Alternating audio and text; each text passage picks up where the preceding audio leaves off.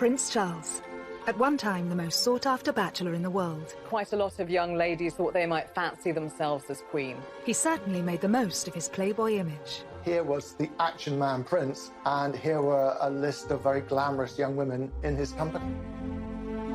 As heir to the throne, the future of the monarchy was in his hands. Charles had one task: to find the wife who would become the future Queen of England and who would produce an heir. And his choice of wife paramount. They didn't want any scandal, they didn't want any shame. But his journey has been far from smooth. He was regarded as being a bit of a liability because he was in and out of too many beds. Time was ticking, and the world was watching to see who he'd choose. From a romance with his future sister-in-law. I think Sarah would have been right up there as a possible bride. And a marriage proposal to his second cousin. He knew that she would be a suitable match. It would have been a dynastic marriage that pleased everyone. How hard was it to find the perfect bride? How would the monarchy look today if he had chosen differently? And what was it about these women that made them serious contenders? Heartache, infidelity, and romance. These are the women who could have been queen.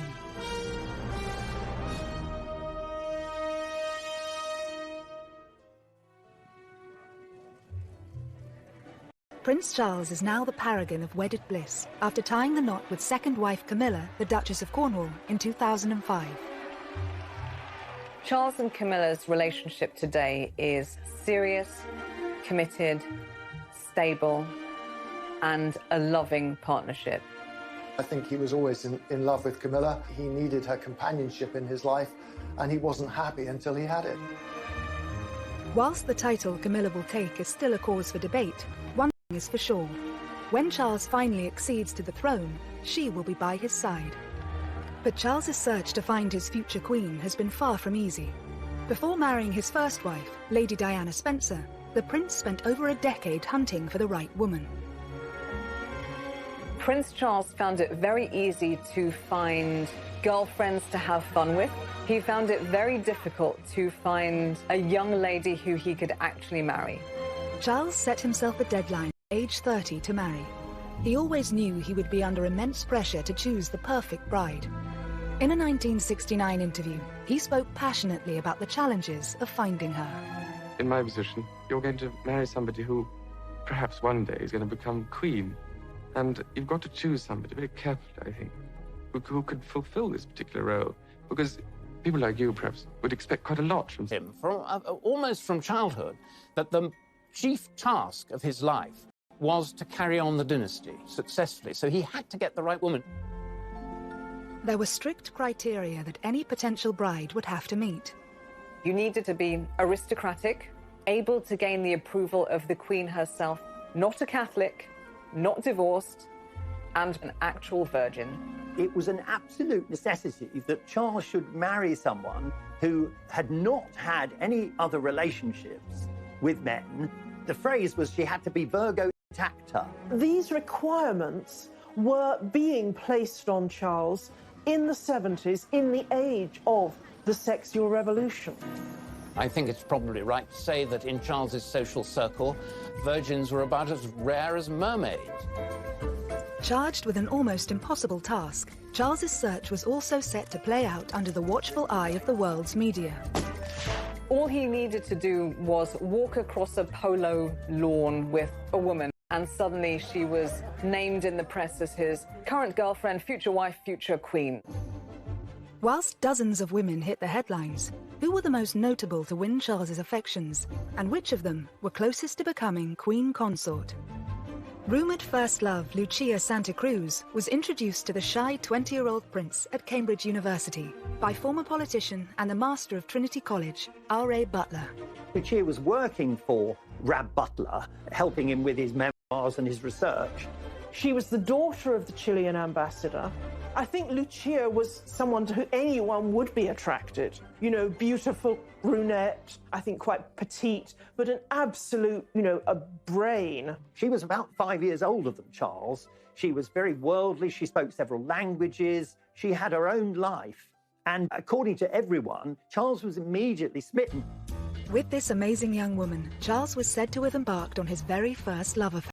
it was a physical relationship because Rab Butler's wife has said rather oddly that Charles had been able to cut his teeth on Lucia, which is a horrible way of putting it. But I think basically what she was saying was that, you know, she was sexually experienced, and that was a good thing for Charles, who was a complete innocent.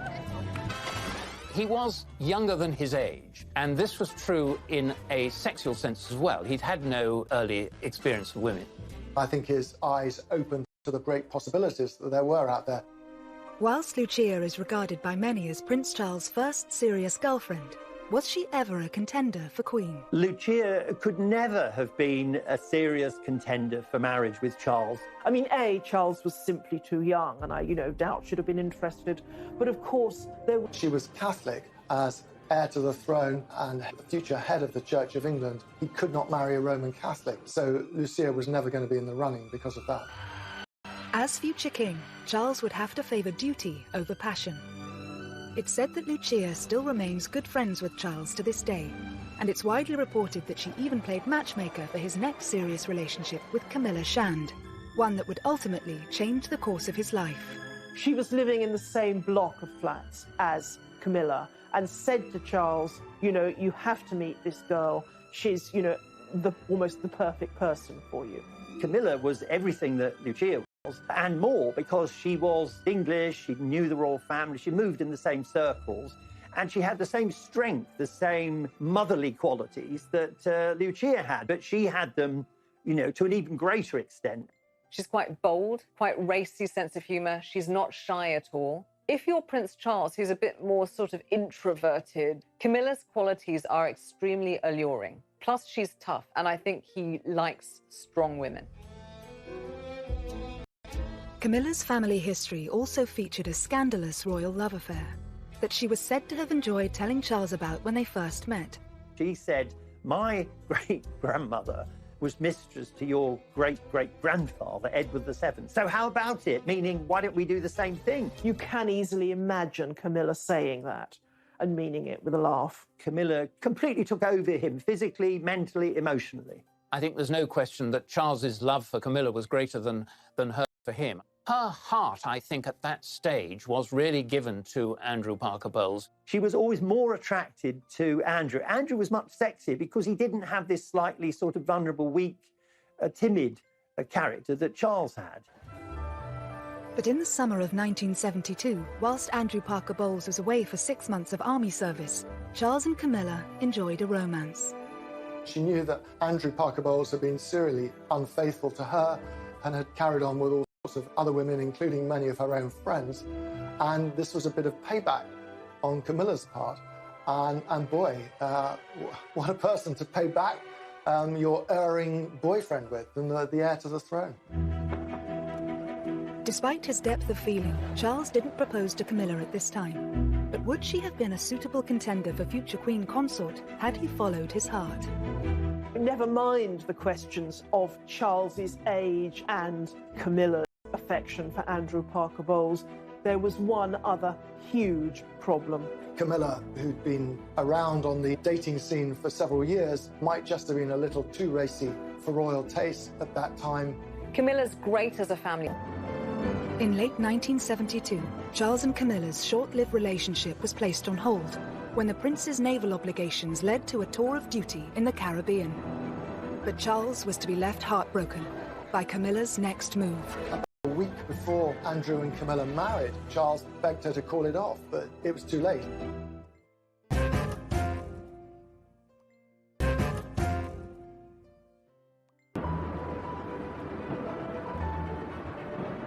Whilst on a tour of duty in the Caribbean, Prince Charles learnt that Camilla Shand and Andrew Parker Bowles were engaged to be married.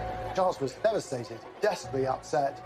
About a week before Andrew and Camilla married, Charles begged her to call it off, but it was too late. Just after Charles heard that Camilla was engaged to Andrew Parker Bowles, he also heard that Princess Anne had become engaged. After losing Camilla and then seeing his much-loved younger sister Anne marrying Captain Mark Phillips, I think he did begin to put pressure on himself to try and find a suitable bride. Charles didn't have to wait long. A week after Anne's wedding, he attended a shooting holiday in Spain, hosted by family friend Arthur Wellesley, the 8th Duke of Wellington. Here, sparks flew for Charles, with a true blue blood. Lady Jane Wellesley was the daughter of the Duke of Wellington, one of our most distinguished and noblest families. She was a very attractive, spirited young woman. She was a journalist, so she was somebody who was independent-minded, wanted to be a career woman, making her own way in the world. No, I'm buying my own lunch. Are you? She and Charles seemed very well matched. I think he did think about her as a serious prospect at that time. Many people thought that she was a huge contender to be the future queen. 22-year-old Jane's eligibility didn't go unnoticed by the press. She was the first young woman associated with Charles that the press picked up on as a possible future princess. They were followed everywhere, and she was followed everywhere. She just found the pressure too much to bear. There was a huge amount of press and media speculation, which actually led her to finally snap, understandably, and say, on the record, do you honestly believe that I want to be queen? This was a problem with many of the aristocratic women that Charles dated. They didn't yearn to be the wife of the heir to the throne because they were already titled. She was already Lady Jane. Why would she choose that when, the downside was that for the rest of her life, the press would follow her everywhere. They'd criticise anything she happened to say inadvertently. It would be a nightmare, and she knew that. As an eligible bachelor, actually his role as prince was off-putting for lots of women. Had the press not helped to scupper this perfect match, how much different would the monarchy have looked today? I think Jane Wellesley would have been a very good queen. As it happens, I think she was sensible, she was intelligent, she was modest. She would have brought to the whole business of being queen much more than Diana did. She was a ticking bomb from the very word go. It was now 1974, and Charles' great-uncle, Lord Mountbatten, had a piece of advice for the 25-year-old prince. Mountbatten was urging Charles specifically that a young man should sow as many wild oats as possible before marriage, but that he should then marry a sweet, innocent girl so she can remain on a pedestal. It certainly looks like he did take that advice. Charles was incredibly close to Mountbatten, and he became one of the biggest influences on the prince's love life. I think Charles did have a bit of a fractious relationship with his own father, the Duke of Edinburgh. So I think his uncle provided him with just a lot of friendship and a lot of support. He advised Charles in a very loving, but also very calculating way. He was very much on the dynastic make, and he saw Charles as someone whom he could influence. It helped cement his connection with the royal family. He'd always interfered in royal life and had been doing it for many years. Decades before, Mountbatten had really tried to orchestrate the marriage of his nephew, Prince Philip, with Princess Elizabeth, the heiress to England. Now, that marriage, of course, happened, but not without Prince Philip actually warning his uncle to back off. Nevertheless, he was the mentor in Charles's life, and it was his advice that Charles decided to follow. Dickie Mountbatten was so supportive of Prince Charles's erotic adventures that he offered him the use of his own property, Broadlands, as a secret love nest or hideaway for Prince Charles to take his girlfriends. Charles didn't find it difficult to attract these young ladies. By the mid-70s, his public image had undergone something of a transformation. He was always under pressure from his father, Prince Philip, to be a real man, to be a sort of James Bond figure almost. So he got the Aston Martin, he did military service, he learned to fly helicopters. He was a good horseman. He was good at playing polo. He had a good figure. It looked very good in white riding breeches. He would take his shirt off, and he looked pretty fit in many ways. He wanted to be someone who put himself on the edge of danger, and that sort of... A string of romances ensued, but in 1976, just 2 years away from his self-imposed marriage deadline, one particular lady hit the headlines. Davina Sheffield was the ex-debutante granddaughter of wealthy industrialist Lord McGowan. She was well-connected, cousin of Samantha Cameron. She was, a good rider. She was very good-looking. Often the women Charles went out with were dubbed Charlie's Angels, and she was said to be the most attractive out of all of these Charlie's Angels. Charles was said to have wooed Davina away from her boyfriend and could not disguise his love for her, even in public. She was thought to be somebody that Charles took really very, very seriously indeed, and that this was a real meeting of souls as well as bodies. This was a viable enterprise, and that she might be the one that he actually chose. But it wasn't long before the relationship came to a sudden end. The story of Davina Sheffield and Charles was the story of several young women and Charles. At the time, there were rumours that Charles might propose to her. Her ex-boyfriend was pursued by the tabloids and wound up revealing that he and Davina had lived together, lived in sin, as it was put. And the moment that this emerged, it killed the romance between Charles and Davina Sheffield. And that is a pattern that kept on happening. Davina didn't fit into the criteria of the perfect woman, as dictated by the royal firm. But had she and Charles married, we would perhaps have a very different monarchy today. Davina Sheffield wasn't actually an aristocrat of the ancient blue-blooded type. She was descended from industrialists, so her wealth was relatively new money. If she'd married into the royal family, she would have brought in some of the freshness and entrepreneurialism that surrounds industrialism. She would be quite a breath of fresh air, much as Meghan was supposed to be when she married Harry. There's scope in the monarchy for blowing away some of the cobwebs. As his 29th birthday approached, Charles felt an increasing sense of urgency to get married, and his next significant relationship saw a return to a woman of breeding. Like Lady Jane before her, Lady Sarah Spencer hailed from elite aristocracy. The 22-year-old daughter of the 8th Earl Spencer, she was also Diana's older sister. Lady Sarah Spencer came from exactly the correct lineage to marry Prince Charles. Sarah, from an early age, had been brought up on the edge of the Sandringham estate. Even her grandmothers were ladies-in-waiting to the Queen Mother. And of course, the Spencers had been intertwined with the royal family forever. She and Charles met at one of the Queen's. Charles was rather taken with Sarah, with her reddish hair and her outgoing sense of humour, and they began dating. After Sarah earned an invitation to Balmoral at the end of the summer, she reciprocated by asking the 28-year-old prince to a shooting weekend at Althorpe, the Spencer estate in Northamptonshire. On arrival at the house, Charles clapped eyes on Diana for the first time, who was then just 16 years old, tall and rather gangling. Diana at the time was probably too young to, really impinge very seriously on his notice. But he made a huge impression on her. Diana thought how wonderful, how dashing, how handsome he seemed in the flesh. She'd been rather taken by him as a teenager. It's said that she had a picture of him on her school dormitory wall. I think she was rather struck by that first encounter. But for now, Diana was nothing more than his girlfriend's younger sister. And it was Sarah who joined Charles on a skiing trip to Closters in the February of 1978. To go on holiday with the Prince of Wales was quite a big step, and it did suggest that this romance possibly had legs. But on their return, Sarah made a huge mistake.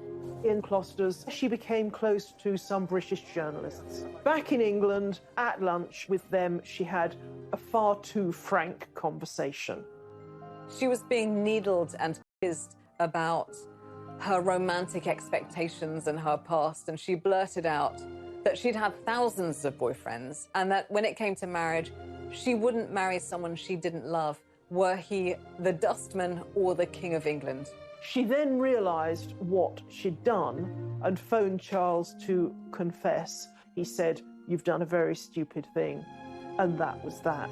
She was basically not just telling him that she didn't love him, she was sort of telling the whole world that she didn't love him, even though he was the future King of England. So I think that was quite embarrassing for him. As far as Charles was concerned, for his girlfriends to talk to the press was just about the worst thing that they could possibly do. Lady Sarah would eventually watch her younger sister marry Charles. But how would she have fared in Diana's place?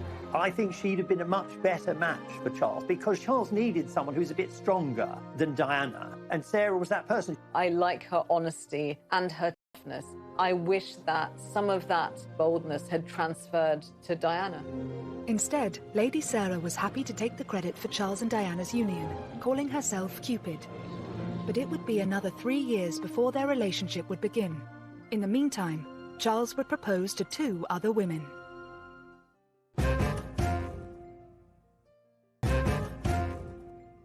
Bree, dating a string of eligible young women. He's beautiful. Years earlier, he told the press he wanted to be happily married by the time he was 30. But as his big 3-0 approached, the pressure was on. Prince Charles's job was to get married and make babies. By the age of 30, he still hadn't done that. As Charles approaches his 30th birthday, there is this sense of panic setting in. He does throw himself into quite a few relationships, and he doesn't just throw himself into these relationships, he actually proposes to these different women. Over the next 2 years, Charles proposed to not 1, but 3 young women. His next love interest, Amanda Knatchbull, seemed to tick all the boxes, and more importantly, had the approval of Charles's romantic mentor, his great-uncle, Lord Mountbatten. But that was hardly surprising. Amanda Knatchbull was the granddaughter of Earl Mountbatten, and she was someone who he had known since she had been a child, of course. She's also Prince Charles's second cousin. So with Lady Knatchbull, he really kept it in the family. Charles was 9 years older than Amanda. Was it pressure from Mountbatten that had once prompted the prince to speak to 16-year-old Amanda's mother about her being a future royal bride? Charles considered it from a very early age, but I think that Mountbatten had sown the seeds. I think Charles, the future king, was, as far as Mountbatten was concerned, he was a pawn. He was a pawn in the dynastic game, and he was a pawn that he hoped would go down the board and become a king, and that king would have as his queen Amanda. I find that the most interesting of the relationships, not because it was emotionally intense on either of their part, it wasn't, but because Charles seemed so ready, so willing to consider a very young teenager as a possible bride, just, because everyone told him he should do. Amanda Knatchbull's mother, Lady Brabant, was very wary. I think she sensed that Charles was casting around for someone who was suitable rather than someone who he was in love with. She told Charles to wait and see if a relationship developed. Over the next 5 years, Charles and Amanda did become close friends. But how suitable would she have been as a royal bride?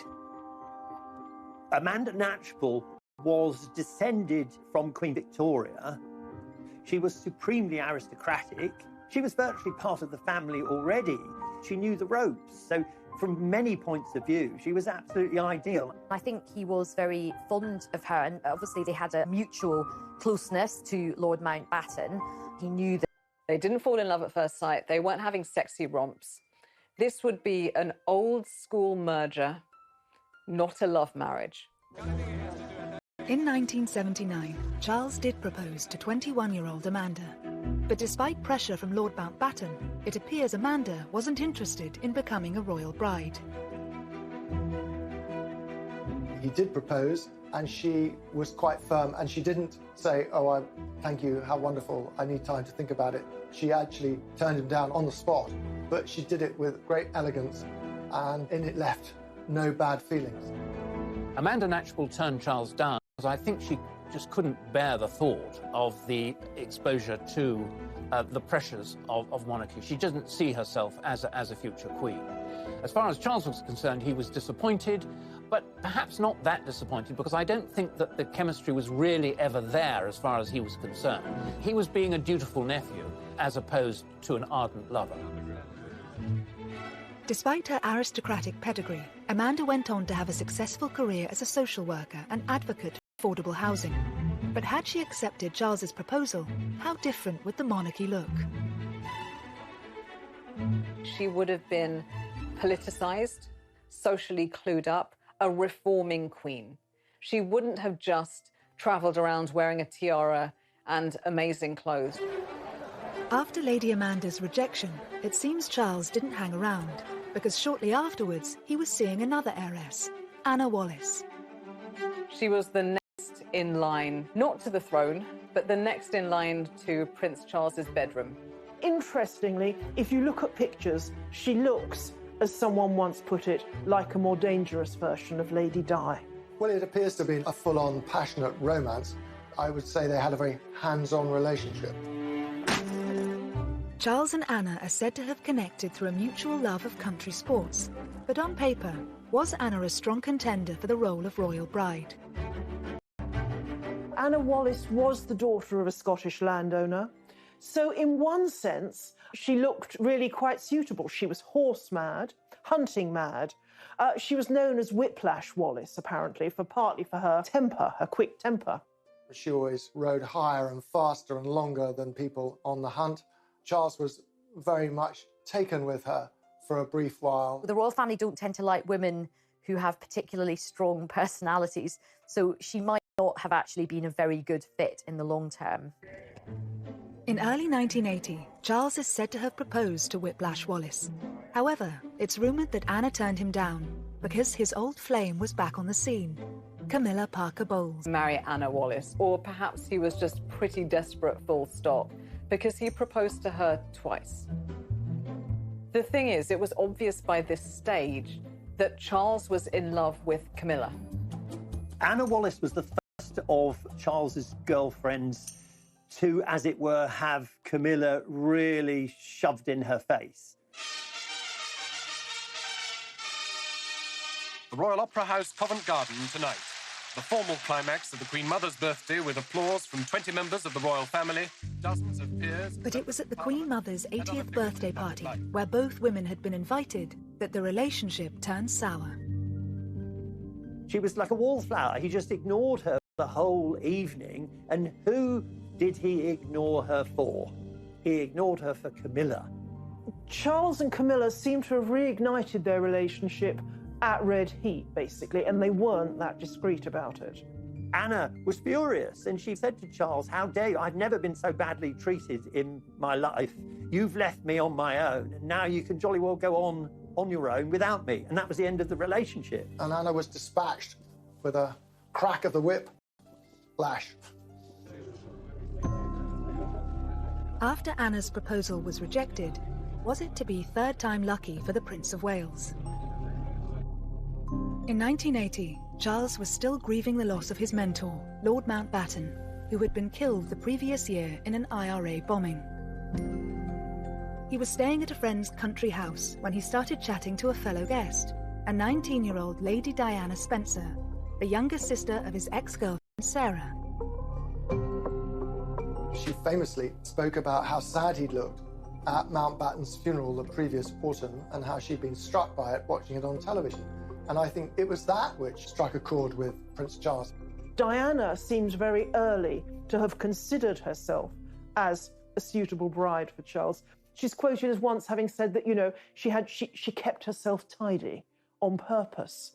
Diana herself says that that night his hands were all over her. But over the course of the summer of 1980, Charles set about pursuing her with gusto. There was a 12-year age gap between Charles and Diana. So what was it about this particular aristocrat that made her so suitable for the role of future queen? For the senior royals, Diana was an even better marriage prospect than her sister Sarah because she was younger. She hadn't had any boyfriends who were likely to talk to the press. She was from an ancient family with connections with the Churchills and with every other aristocratic family in the country. The Spencers and the royal family had been so close for Jen, part of the club.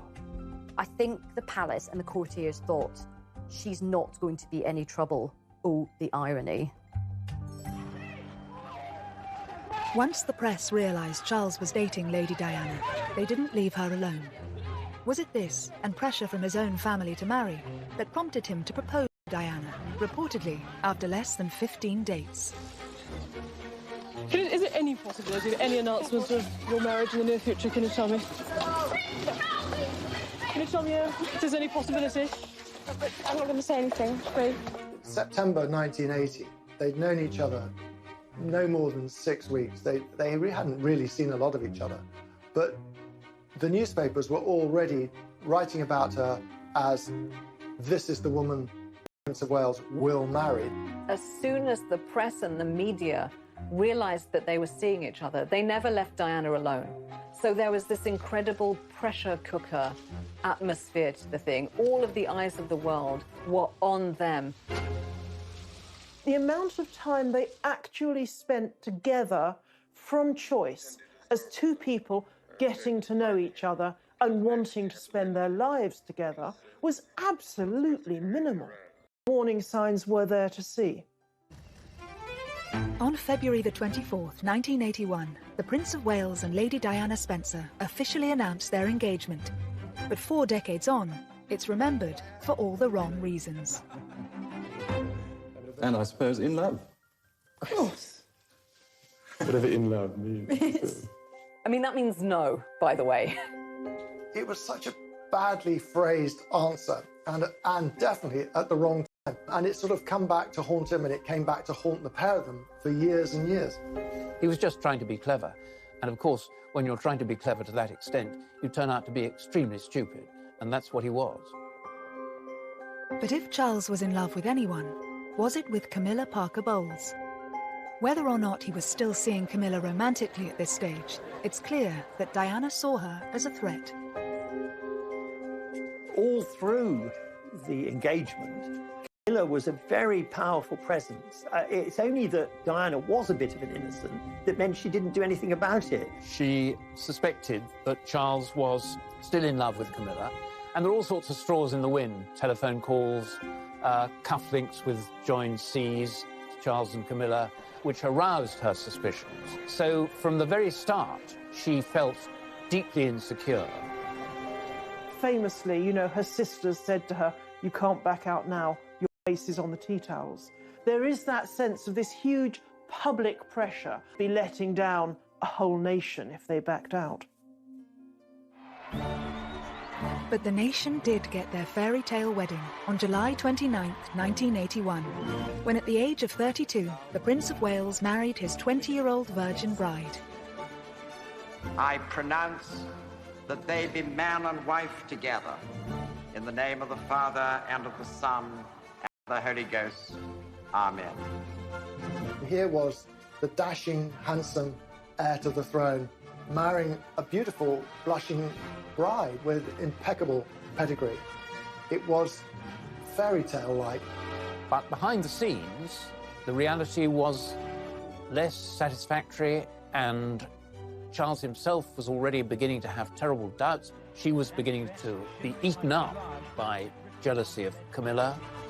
And so the fairy tale wedding, it was sort of Hansel and Gretel, sinister fairy tale, something much more dangerous to the future of the monarchy. As the fairy tale turned sour, Charles risked it all for the woman he loved. There was a poll in a major newspaper that said that between 80 to 90% of people felt that Prince Charles's behavior had significantly damaged the monarchy and would significantly damage it going forwards.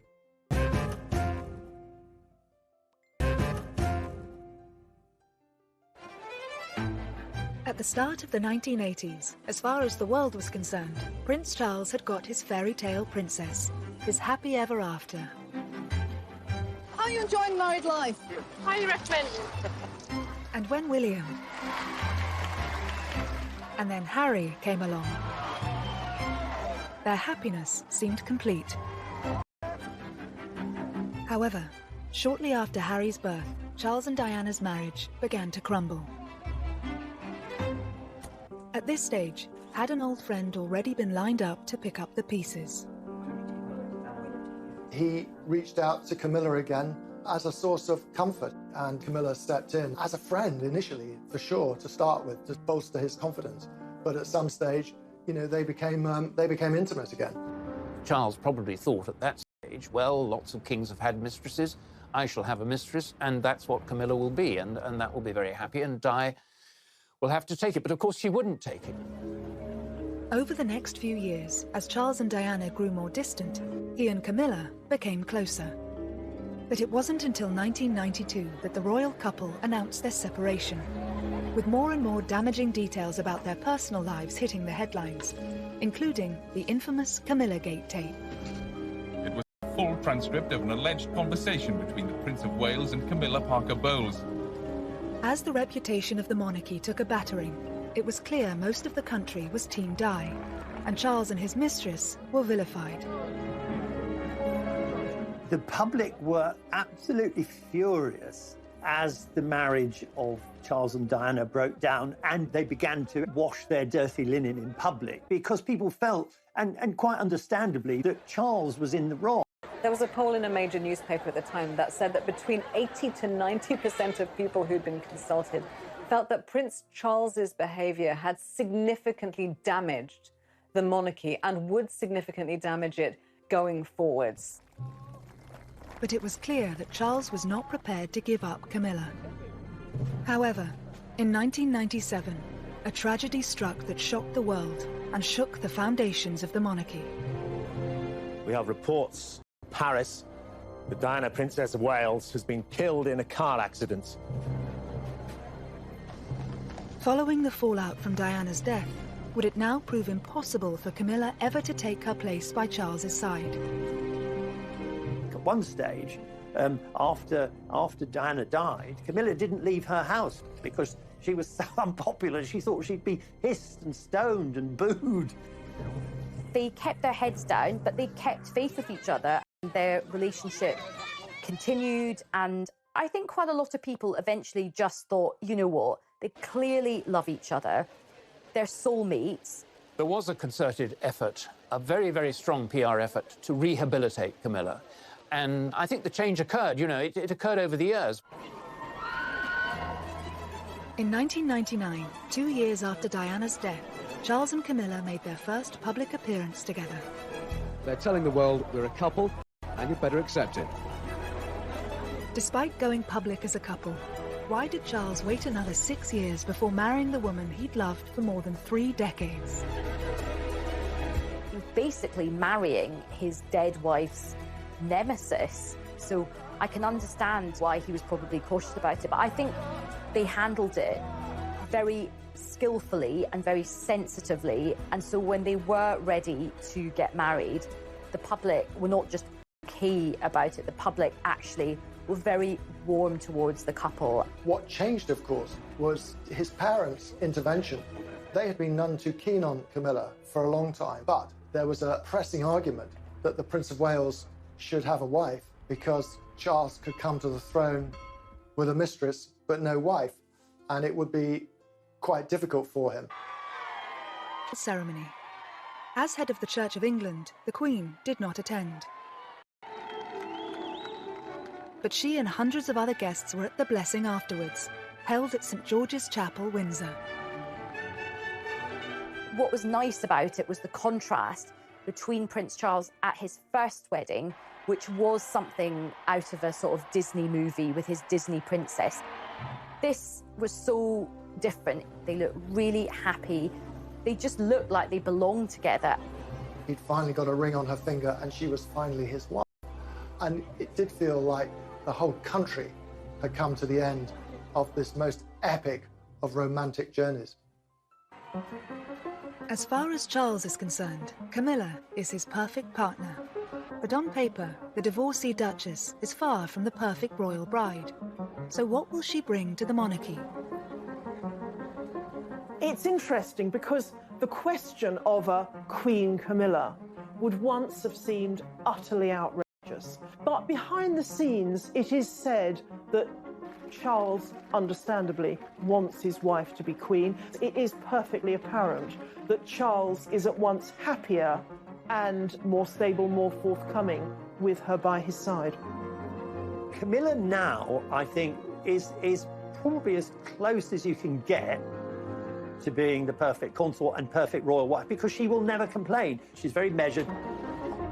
Prince Charles' love life has certainly been colourful. He searched far and wide for the ideal bride. But had he followed his heart sooner, rather than his head, would his romantic journey have been completely different? The woman that Charles ultimately married and found true, lasting, mature happiness and friendship with is exactly the type of person who, 3 decades earlier, he would have rejected immediately as queen. Charlie's Angels, as they were called, I think they've been very important in making him realise that actually hunting for the perfect person is not a good idea, because if you're actually out there desperately looking, you make mistakes, you try too hard. And so I think he's learned that the grass is not always greener, and he was always better off with the first woman he loved anyway.